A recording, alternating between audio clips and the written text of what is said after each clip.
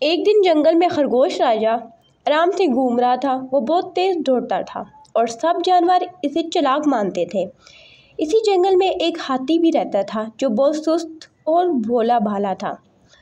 ہاتھی اکثر کہتا، میں دوڑ نہیں سکتا، میرا وزن بہت زیادہ ہے۔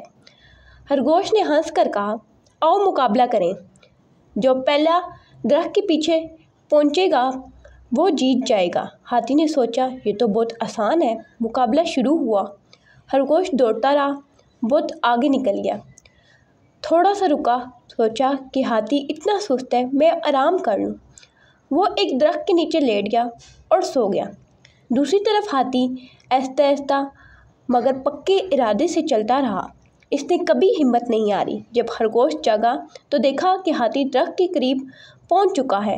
ہاتھی جیت گیا۔ خرگوش کو اپنی غلطی کا احساس ہوا۔ سبق: جلد بازی میں نہیں بلکہ صبر اور لگن میں کامیابی ہوتی ہے۔